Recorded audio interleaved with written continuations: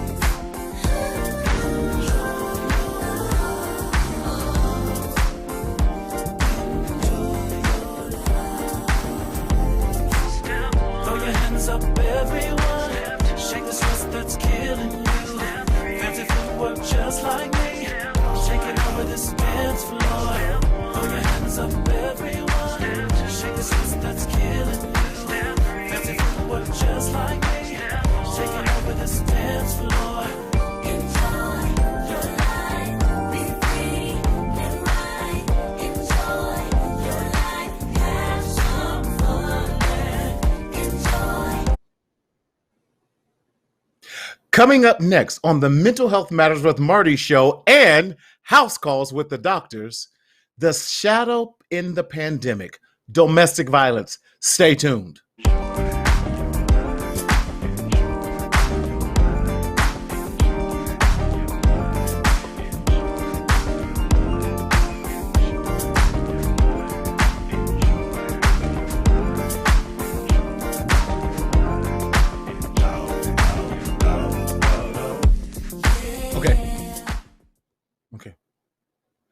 Hey, welcome to another edition of Mental Health Matters with Marty and House Calls with the Doctors with Dr. Allen. We are so excited. Again, my name is Martina Sellers, your mental health hygienist, and I'm coming to you live and in living color all the way from Southern California, where the sun is always shining. We are so excited to be joining you today and for another special edition of House Calls. So with that, we just want to remind you that this show is meant for educational purposes only. We are not a substitute for your medical doctor. We are definitely not a substitute for your therapist or your psychiatrist, but we are a supplement and not a substitute to aid you in your health and wellness, especially in communities of colors. So if you're experiencing any type of psychiatric or medical emergency, please go to your nearest urgent care. But with that said, listen, like and share this, get people on here. We want you to be a part of this. And listen, if you're going to be making comments with us today, because we are on this wonderful new platform that we're excited about, we want you to go to either Marcel Media Group or Mental Health Matters with Marty, and that's where the comments are going to be showing at today. So please go into those particular formats and do that, and so that we can see your comments rather, because we don't want to leave anyone behind. But without any further ado, I don't do this show alone, and I'm so glad that she's able to join us. Listen, we have real doctors doing the real work, and she has come from surgery, she's come from appointments, and she just came in here zooming on with us, and we are so glad to have none other coming to us live from Gardena, Dr. Allen. Dr. Allen, how are you? Having me again. I really appreciate you. You know, like you said, I just came in from surgery, a long day, long hours working, but I won't miss this for the world. I think, it's a beautiful platform. I'm loving the new thing. I feel like I'm on CNN, coming to you live from Gardena. That's one of the things that we have today. So I'm most definitely excited about today. In the midst of the pandemic, and we chose a topic today, and I just want people to know this is part one of part two. We're going to also bring on some other people to talk about it. The reason why we chose domestic violence today is the fact that we're a women's physician, and we see it most times than any other person to see it. By the time they get to you as a mental health profession, they've already discussed with us. We have seen them actually with bruises on their body, things of that nature. So we have to make sure that we're getting them to the prospective people and the right people at the time. But I'm excited. We have a wealth of knowledge and to give out to our people today. And as usual, I like bringing on my girls, and we just have a good time all the time. So I'm excited to be here again today. Listen, Dr. Allen, we always appreciate you. Listen, how do you keep your own sanity in the midst of everything? Listen, we all have our moments, but we're just glad because you rushed right in. You're right, from surgery and everything else. Right. So, It's really difficult, but I try right. my best to make sure that, at least take 5 to 10 minute breaks sometimes and then just meditate. I'm Mm-hmm. trying to do new meditation and, Dr. Okay. Horn trying to teach about yoga and all those things. So Come on, we're Dr. trying a Horn. new leaf. I'm Yes. bringing a new leaf on in life this time. So we're trying. So like tonight, but my best thing is sleep. Black don't crack. So we all have pretty much birthdays coming up this year. So after this, I'm falling straight to sleep. So I don't have to worry about anything anymore. I know that's right. I know that. Well, listen, without any further ado, let's bring in the other doctors that are with us, that join us every 2 weeks that we're so excited about. From Lake Charles herself, yes, Dr. McKinney, and from Chicago, Dr. Horn. How are you? Hello, Yes. hello. There we Can you go. hear How you me? doing? Yes. Awesome, awesome. Well, we're doing fabulous. At least I know I am here.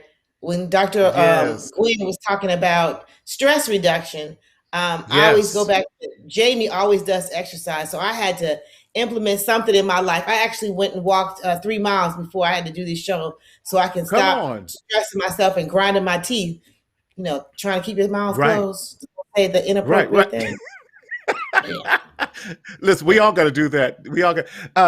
Dr. Horn, you're looking mighty young over there after celebrating a wonderful birthday. How are you?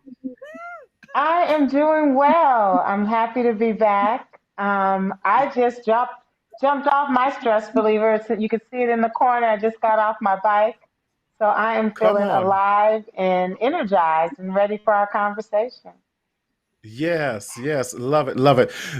Today we were kind of talking through the pandemic within the pandemic. And with so many things, we're talking about domestic violence in this COVID era. I know I've seen it in our practice, and I was sharing with you ladies right before we jumped on how in Riverside County in the Inland Empire of Southern California, we've seen domestic violence and child abuse increase. Are you guys ready for this? 11% in the month of March. We haven't even got the statistics from April and May yet, but March we saw this huge influx in just one major county out here in Southern California. So I think that's typical as we're speaking across the whole globe and especially across the country. And I was doing a little bit more research. We said we've seen an 8.1% nationwide. So let's talk about that and why this is the shadow pandemic within the pandemic. Definitely. Dr. McKinney, go right ahead. I think it's a multi-leveled factor. When you think about that, there's several different categories of violence. You got sexual violence, you got psychological, emotional, spiritual, and cultural violence, not to include verbal and as well as financial abuse. So there's so many different layers of that. And I'm just going to take my area, for example. There has been a pandemic, the unemployment, the isolation, 2 hurricanes, destruction of property, the ice storm, and most recently flooding has let people with increased stress. Their resources are depleted. You have no outlets. You have no friends that you can go to because of the pandemic, and the minimum amount of people that you could interact with had been significantly restricted.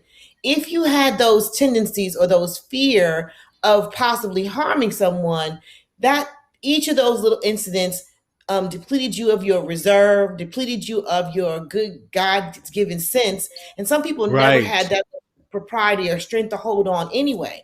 And we know that if you've come from a family of abuse or drug abuse or whatever, you tend to do what you was done to you. It's a vicious cycle, and unless you have a strong resource, strong, stable home unit, you're going to trip into that. So being a parent is stressful. Being a financially depleted parent is a nightmare. Being someone without resources and isolated. So if you are already in a domestic violence situation, you are truly barely surviving. So I think this pandemic caused way too much for people with little resources, and it made it absolutely a nightmare. And we see it in our practices, we see it in the hospital, and then we have a large portion of immigrants, Mexicans come over, both as well as in California, both legally and illegally. You have a language barrier. We have an Arabic population. There's a cultural divide. And so they're being abused on some of the most horrific levels that you can think of. And our resources are very little to be able to give assistance. Babies that are being born and the women have no resources because the person that brought them here legally is the one beating them, and they have no clothes, no diapers, no car seats. So we don't know how to help them.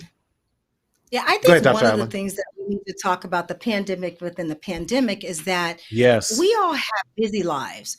Even though you're married to someone, you're not spending 8 to 10 hours with that person daily. You're not with your kids 24/7.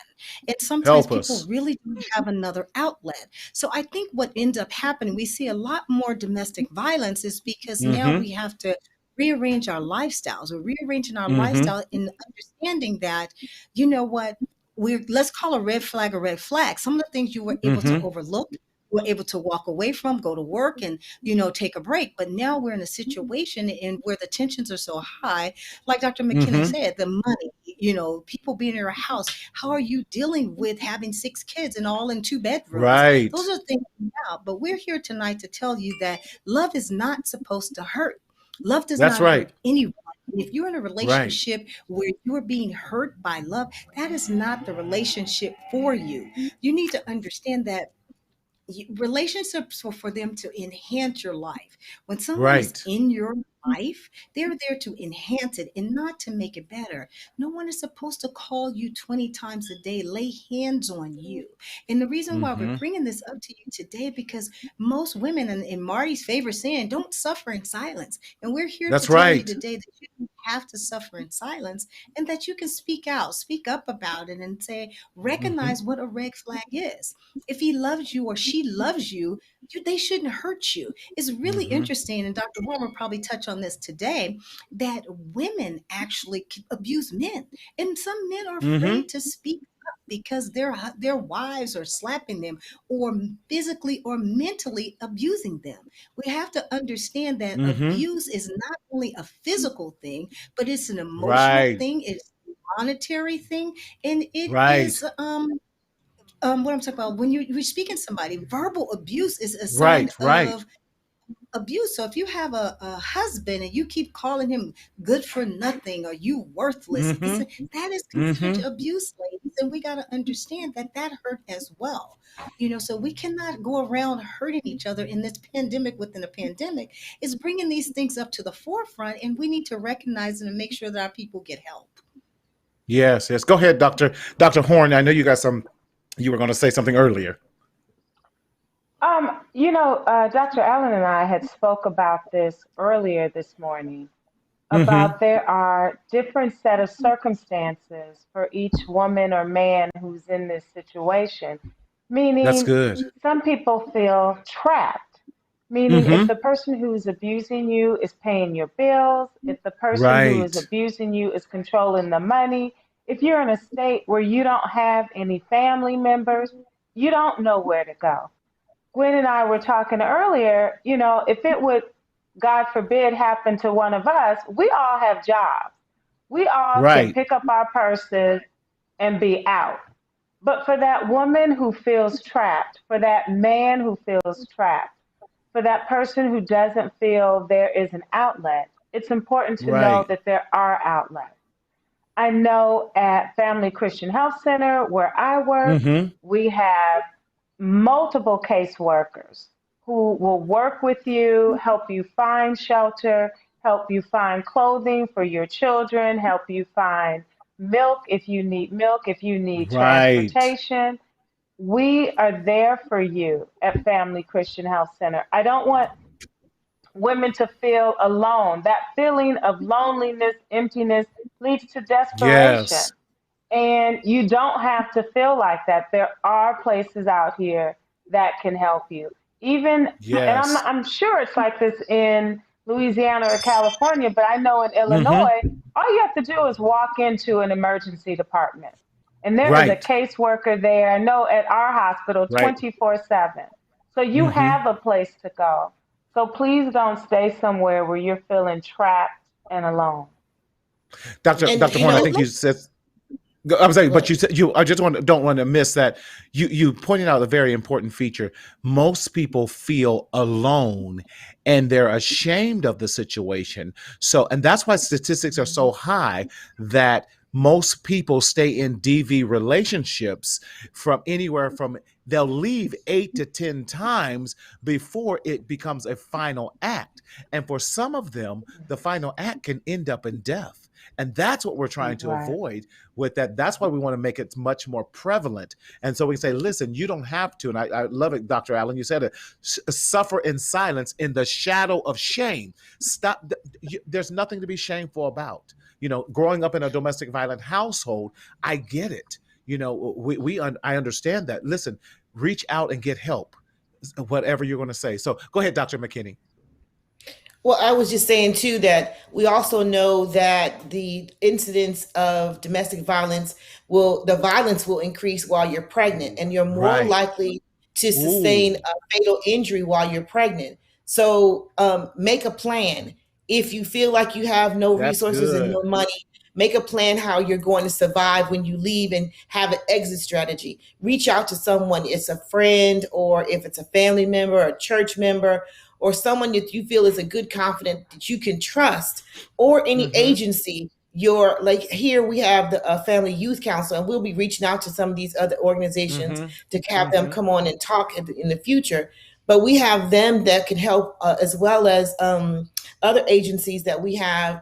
We'll have those experts on as well that can give you tools to make a plan for a strategy for exit. So you have a way out. We That's just want good. to make sure you make that exit safely and cleanly so that you don't have to worry about yourself or your children. So Right. Mm-hmm. I think one of the things that we need to also discuss that as women and even as men, we get Mm-hmm. confused because passion Yes. and love and attraction sometimes get in the way of these things, and you don't understand that you are being emotionally abused or physically abused. Yes. You can be physically definitely. attracted to someone or emotionally attracted to someone, and you don't want to leave because you feel that, oh my God, I'm trapped. But how did I get in a situation, that I'm educated or I'm not? Educated women also are the ones who get physically and mentally abused. So don't get it Yes. twisted, people thinking that just because you're in a certain socioeconomic status, that Oh, you are Come not, on. yes. you're the only one subjected to this abuse. Right. Because sometimes we let that emotion get over us. We get Mm-hmm. attracted to this guy and they become possessive. They need to Mm-hmm. understand that sometimes, if he calls you again 20 times a day, that's not love. That's stalking. And we get it twisted. Mm-hmm. Oh my God, he loves me. He doesn't love me. He's stalking you, but you love that. And so those are kind of things that we have to take, scroll back a little bit and say, that's not normal. But he loves me. There's a thin line between that love and that stalking. Another thing is that Yes. no one is Right. supposed to lay hands on you at all, ever in life. I Mm-hmm. don't care. Oh my God, I slipped up and I brought it on myself. No one ever brings anything on themselves. So you got to understand that when you sit around and a guy hits you or a girl hits you, no one does anything to you, or you cannot upset anybody else that they can physically lay hands on you and abuse you. And we have to understand that abuse also comes from a way of shaming. When the body Mm-hmm. shaming, fat shaming, skin shaming, Mm-hmm. color changing, Mm-hmm. shaming and hair shaming. No one wants you because you're fat. No one wants you Right, because you right, have right, 4 right, kids. I'm the only one who loves you. I'm the only friend that you right. have. Those are the things that you need to recognize. Those are isolation techniques that people get together. And so they put those Yes. on you. So you feel that nobody loves you. We're here today to let you know that. Again, I love Marty's slogan: "Do not suffer in silence." Tell someone, tell your girlfriends that your Yes. your your mate is actually making you feel that they have to choose. I should never have to choose between my good friend Dr. Right. Horn and my spouse. I should never have to do that, because that again is a form of abuse and control. If I can get on the roll, you guys. Y'all can jump in at any time because I know that. Listen, loved it. Let's look I at this like comment that. where it says, Gwen, you were when talking. children. Go ahead, Doctor. So when children are involved, they Gwen are was often talking used. about. Yes, they do use it. But go ahead. Gwen was talking about red flags, and when you're young, and I remember dating someone who called me all the time. I thought it was cute, oh, he really likes me. He's calling me over all the time. And then it got to the point where are you going? Who are you with? Who are you hanging out with? And some of my sorority sisters at the time would tell me, Jamie, this is a little odd. I was like, no, he loves me. He, that's my guy and all of that. And it did get to a point that it just became, I felt suffocated. Yes. And it took a good friend to tell me, yo, this right here, this ain't right. And so I say that, I tell you that story. If you have a girlfriend that you see is getting wrapped up, sucked up into a relationship, I think you need to say something. I don't know if I would have saw it if my girl didn't mention it to me. You know what I mean? I was so caught up in it. I don't think I would have recognized it unless she, and that has a lot to do put a with bug in my ear. Yeah. That has a lot to do with manipulation. Yeah. Just like the comment that came across the bottom of the board stated that when he leaves your children or puts your children in the middle, that's a point of manipulation, which is also as a form of abuse. So you have to understand, again, love, the center of this picture is love. Love does not manipulate. Love does not hit. Love does not hurt. Love does not make you feel inferior to anybody. And I think we always need to tell women and encourage men as well, love yourself first. And once you love yourself first, and you can understand that when someone comes to you and bring this manipulatory type of thing or make you put it in a situation where they're controlling your money, love doesn't control your money. Can you imagine any of us could not be successful if Torrance, Andre, or Brett take our money? That's a form of control, but we're successful because we love who we are. And Dr. Horn recognized, or Jamie recognized at an early age, but some women cannot do that because we're looking for something. We're looking for that father figure. We're looking for that mother figure. We're looking for someone to say, I love you, but we have to love ourselves first in order for us to keep moving and beat the odds of this situation. But I think what we saw during the pandemic, no, you're fine. I think what we saw during the pandemic, you mentioned this about self-care and self-love. And whether I'm the perpetrator or the victim, if I have not learned to love myself, then it becomes difficult for me to love someone else because I'm expecting you to do what I can't fulfill within myself. And that's what I've been seeing a lot during this from my patients that's come in that's want to say, save the marriage. I'm like, no, we going to separate even during this pandemic because ain't no need for us to beat each other.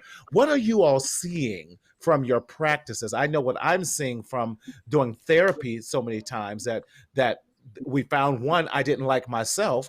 And then because I don't like myself, I really don't like you either. So it starts off slowly because Dr. Allen, you said something I think was very important.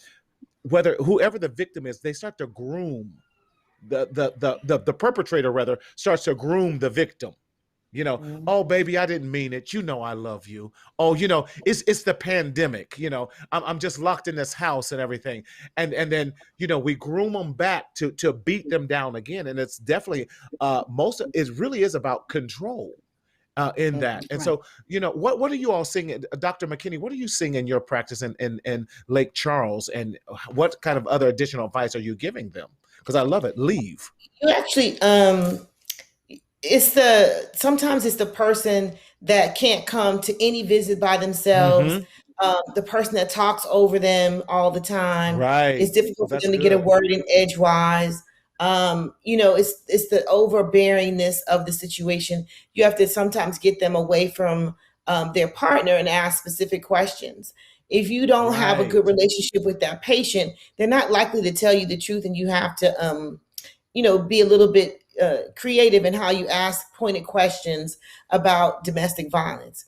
By and large, we mostly find it in the hospital or when the person is really ready to discuss it and get the assistance. We have a great social worker in our office, Joy Parker, who comes in and works. I don't know how she does it.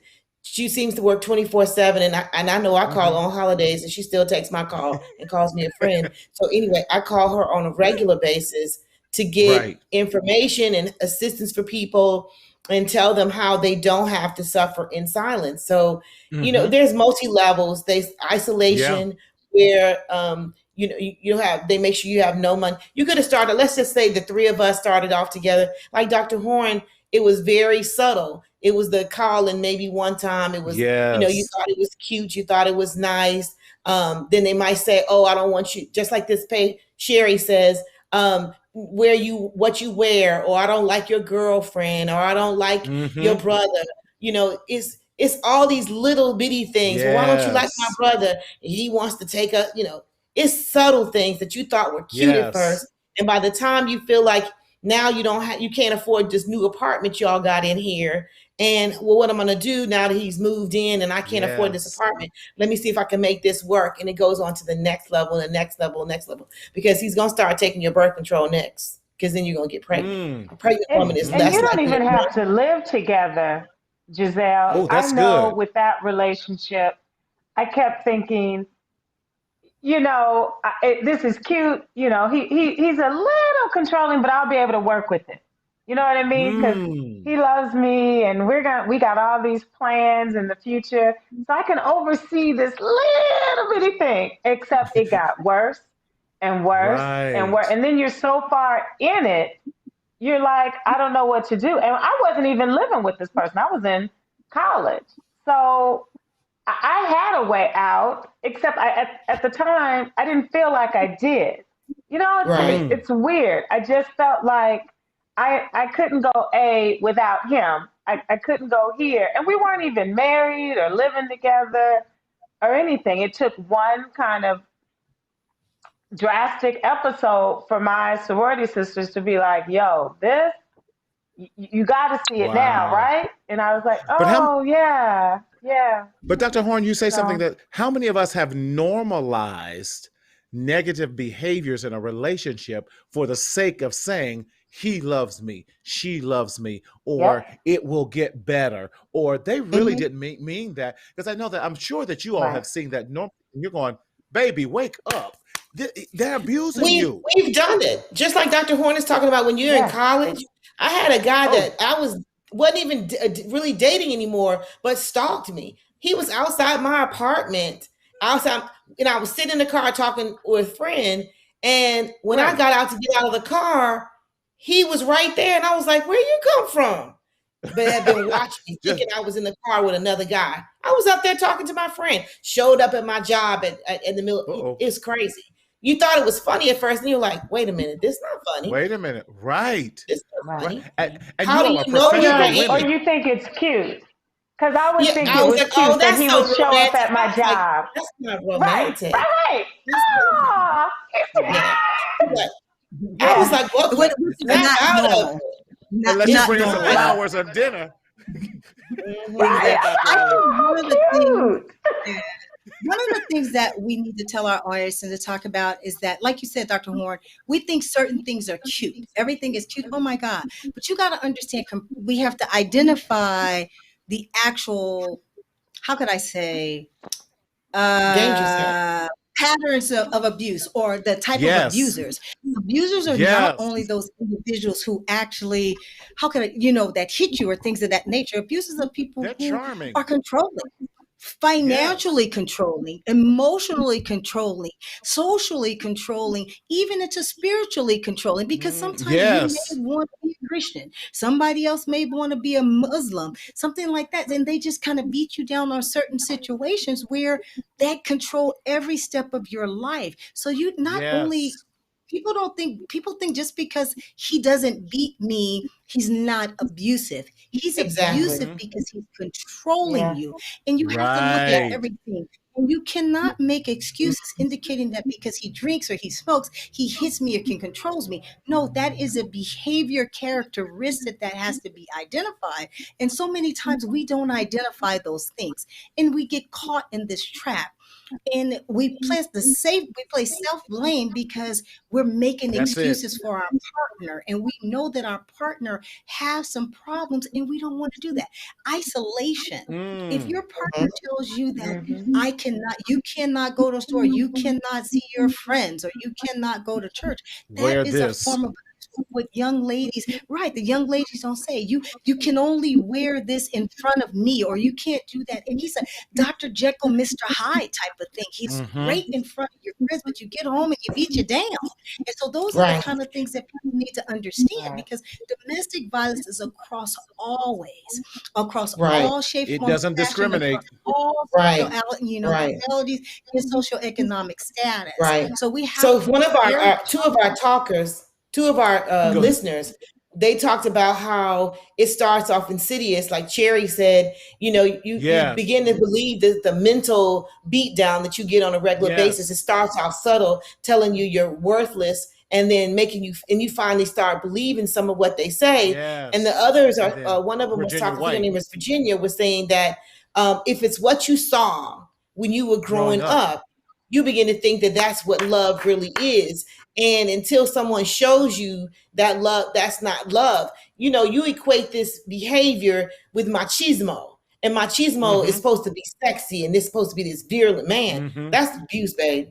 You got this woman kneeling on the floor, rubbing your feet, but you wouldn't even pick her or give her a glass of water. That's abuse. And we got to talk about, the statistics are showing, and Dr. Horn, you were talking about 1 in 3 women have experienced some sort of type of abuse. So between the 3 of you, we already heard it. Dr. Horn, you said, there was some abuse that happened in there. I got 4 brothers. Ain't nobody gonna hit me, so I'm good. but at least you have a village. So 1 in 3. Where's your 1 in 3? And then I'm joking. Men, they're talking about, but men, they're talking about 1 in 10. But men, sexual abuse and domestic violence goes underreported because we as men are not supposed to be violated by our partner, whether it's, I'll go here, whether it's in the LGBTQIA BCDFG community, or in I'm trying to, or in the quote unquote heterosexual. Yes. So we have to look at those statistics, and I actually think it's probably higher in men that is actually reported. I would even dare to say probably 1 in 5 or 1 in 4, because I'm seeing in my practice coming a lot more Black men are finally opening up about being sexually abused or taken advantage of when they were boys by a lot of their male and female babysitters. We won't even talk about that, or aunts and uncles that we put them in that we know Ray was no good and he shouldn't have been watching the kids anyway. So, but that's a whole nother story. Right. But I think one of the things that we need to talk about, like Dr. Horn said, and we need to pinpoint this, why do they stay? Why might abusers stay? Well, and she touched upon the fact that, dependency. They depend on the financial. Yes. The family, there's no emotional support. Some might believe that he's supporting me emotionally. He's supporting me financially. Like one of our callers also said that the kids are involved in these things. And those are kind of things that make people say, I'm going to stay because the kids. Or the biggest one of all that we see all the time, he is going to stop or she is going to stop. And those are the kind of things that make people stay in the relationship a little bit longer. And you say that, okay, my family disapproves.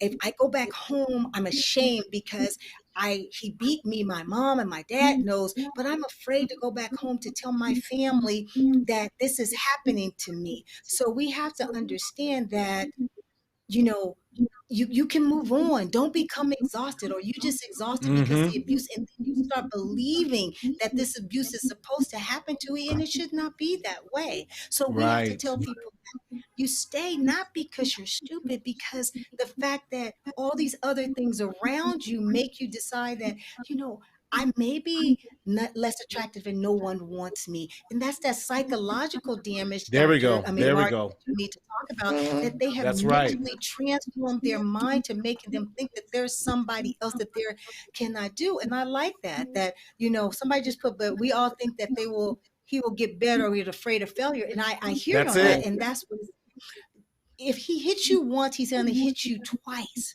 and he's going to hit you again, because then you're used to it. He's going to get better. Now you don't have any teeth in your mouth, and then now he also abuses, or she abuses you again, because he says nobody wants you. So we have to stop that cycle. And at one point, that the Stop cycle the stinking only thinking. stops when you decide that enough is enough. But sometimes women wait too late, and you got to understand that you got to get ahead of the train before the train hops off the tracks.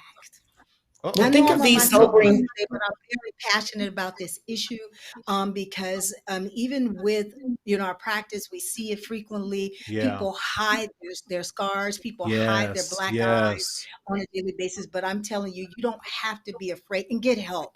Get help as soon as you can. Break the cycle.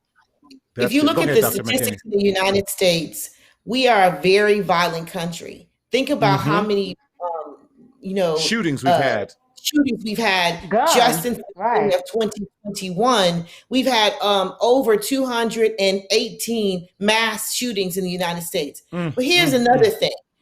Between 960,000 and 3 million incidents of domestic violence have been reported on a regular each year. Now that's annually. That's the stuff that's reported. That's not all the stuff that's reported. And we have 10 of the highest states in the United States are Nevada, South Carolina, Tennessee, Louisiana, Virginia, Texas, New Mexico, Hawaii, Arizona, and Georgia. These are predominantly Republican and Southern states.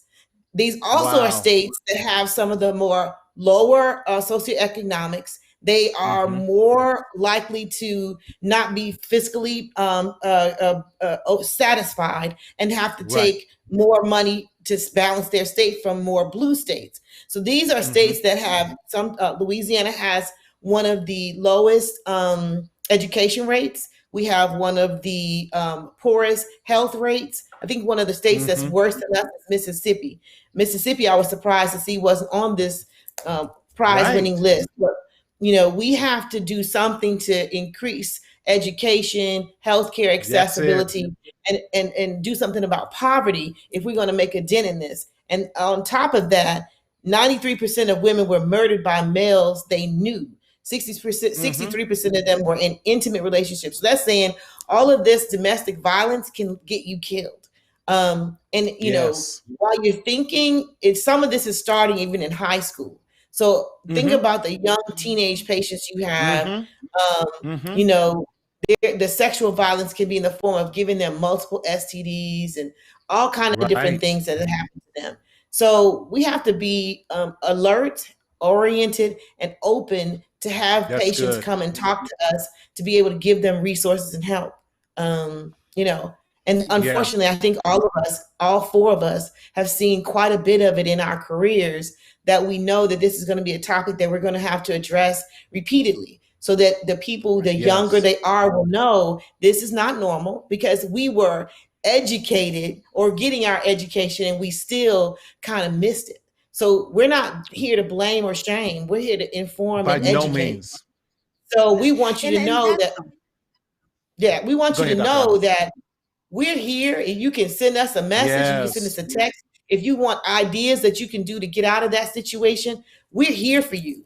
We don't want you to suffer in silence. We don't want you to be shamed about it. We want you to get out of it. We want you to survive it. We want you to come through on the other side stronger and better for it. So if we can give any assistance, we're going to visit this topic again. We want you to know that we are here for you. We want you to succeed. We want you to fly. We want you to know that you are God's gift, and He don't make no mess. So that's right. That's right. And that's the whole thing. And I appreciate that, Dr. McKinney. It's like a break in the cycle. We have to Yes. identify what's going on with the people that's around us. We have to make Mm-hmm. sure that we come to them and say, we're going to validate that. We know you are Mm-hmm. being abused, and I understand it, and I am there for you. Then we focus on safety. How can I get to this person to the Yes. next level? But then as a healthcare profession, you need to understand, I Yes. respect your confidentiality. Confidentiality Mm-hmm. is the most important thing, because people don't come or don't speak out because they're afraid of that. They will have, somebody will know what's going on, and they're afraid that they're going to be abused. And we respect your autonomy. That's what we're taught in medical school, that each Yes. person is different. We walk around and say, because That's we right. are all in this situation, like we talked about earlier, there are different forms of abuse, and we must respect that autonomy and knowing what's the difference. We have to also have compassion for everybody that's around. We have to say, look, I am here for you, and I know you're being Yes. abused, but I do have that patience. When you're ready, these are the resources for you. Come to me, let me help you, because it's a giant step to admit that something is going on in your life, and we understand that, and you have to Yes. feel free to take that step and understand that there's people out there that's here for you. Don't allow someone to take something from you. If you don't feel good about it, that means it's Right. not good for you.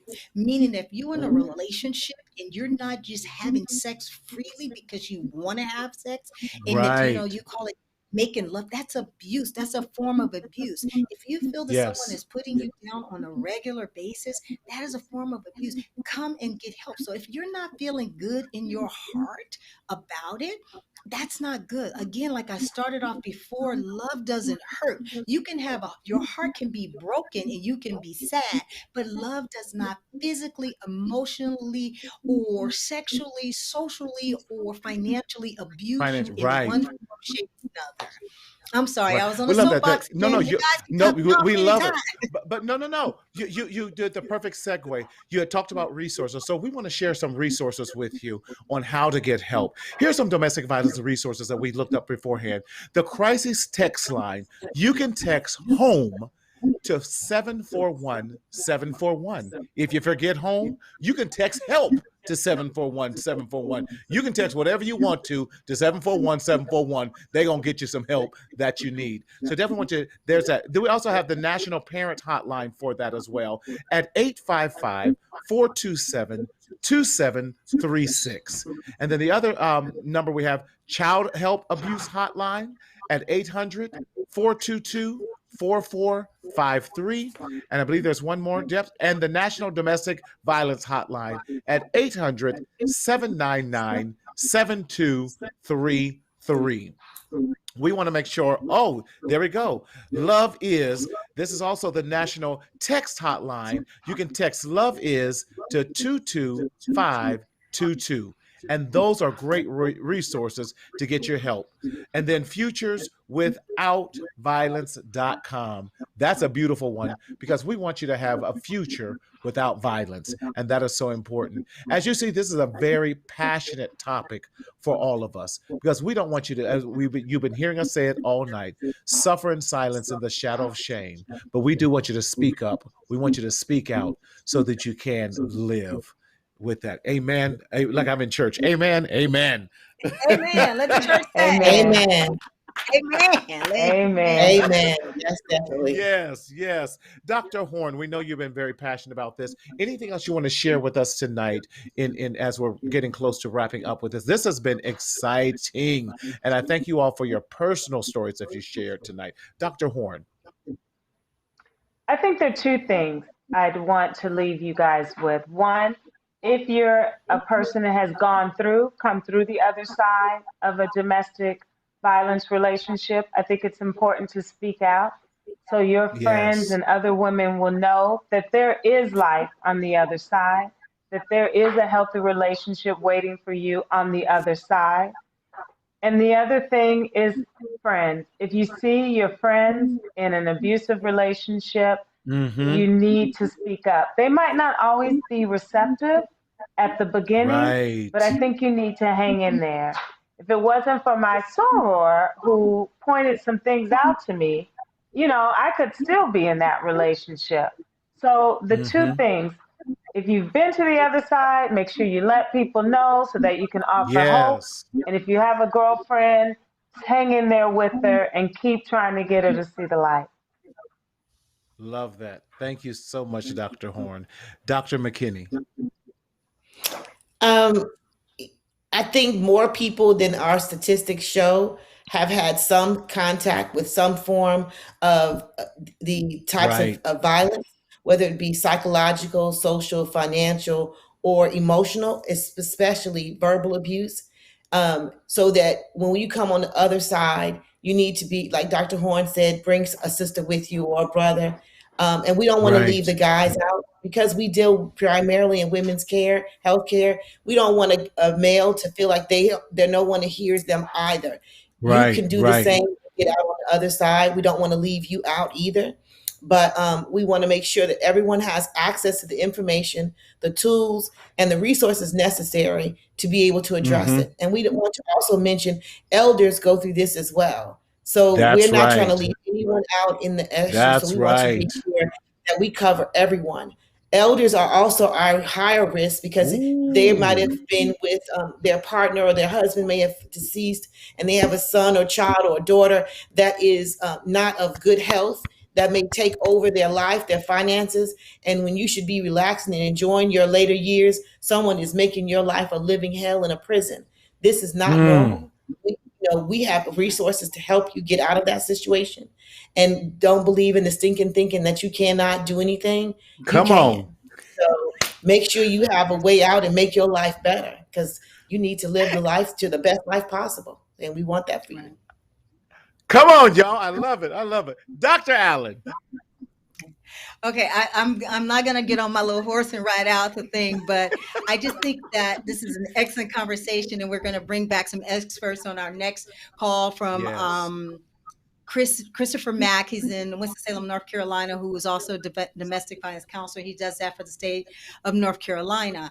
So I would like to bring him on. But one of the things that I would like to end with is that people need to learn to break free from the abuse. And how do you break free from that? Have a safety plan. I know it's easier said than done, but start thinking about what's your escape route, what you're going to do, who can I see later on. You got to tell someone you trust, your pastor, your teacher, your doctor, someone like me, someone that you're trying to establish to get a safety plan. Another thing, research your options. What are you going to do? Start stashing your money away. Dr. Horn and I talk about a his, hers, and our account. Even though we're in relationships, there's always money that I stashed up under the table. Not that you have money hid away from Torrance, Dr. Horn, but everyone has another $7 that sit away that you can use. Don't give all your chips away. Hold some for yourself. Seek help. Help is always available. So the people need to understand that there are people out there that can help you. And lastly, I promise, this is my last thing. Trust yourself. Trust your That's instinct. good. I cannot say it more than you know enough. Trust yourself, trust your instinct, and love is not supposed to hurt. That's my last and final word, because love doesn't hurt. Love is supposed to make you better, and love is supposed to enhance your life. Those are the things those are my parting words. Not saying that you're stealing money from your husband, but we're talking about that subject. We're not going down that road. Love doesn't hurt. Love doesn't hurt. Gwen starting some mess. We're gonna end up in divorce court because of Gwen. Wait, you hiding money? No, I ain't hiding money. We just talking about the show. And she keeps throwing Torrance's name in it. He in the kitchen, girl. Leave that man alone. That's my brother-in-law. I love the brother-in-law. Oh my God, very loving relationship, and I think they're epitome of love, because everybody have their ups and downs, but they're wonderful, and I aspire to be like them in my next life. This was done, right, Gwen? Right. Listen, he all right with me. Oh my God. We had on the lacrosse shirts and everything together, so he all right. He all right. Listen, Virginia, we appreciate you. Listen, we wanted to come on today just to remind you that there is a pandemic within the pandemic, and that is domestic violence. We've said it all night. We don't want you to secretly suffer in the shadow of shame, because we want you to stop the stinking thinking and everything and how that appears and looks to be. So we talked about a safety plan. One of the safety plans that I do love, and it was a commercial that I saw, was when the lady was calling on her phone 911, but she said, "Yes, I want your specials for the pizzas." And the operator says, "You know you're calling 911." And she goes, "Yes, what are your specials again?" And so it triggered the operator to say, "Are you in trouble?" And she says, "Yes, that's the combination I would like." And by that, the operator knew to start asking questions so that they can start getting that lady and those children safely out of the house, and when that was possible. So come up with a plan. Talk to a trusted sister. Talk to a trusted brother. Talk to someone that you know will not share it with anyone. When you have your escape plan, you got to be ready to let everything go. We're not here to judge you. We know that most people stay in domestic relationships for 5, 6, 10 times after the abuse continues. No judgment, but we want you to live. So, again, we want to thank you for joining us on another edition of Mental Health Matters with Marty, featuring the one and onlys, Dr. Allen, Dr. McKinney, Dr. Horn. If you have enjoyed this, please like and share this, because we don't want you to suffer in silence in the shadow of shame, but we want you to speak up, speak out, and live. But always remember to enjoy your life. We will see you next time. Thank you so much.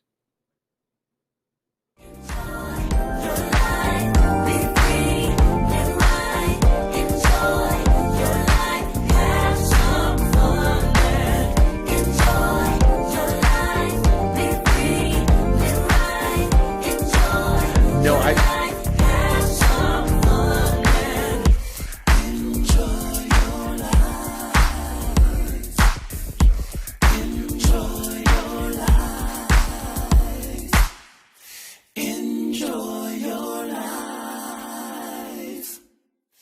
Enjoy your life.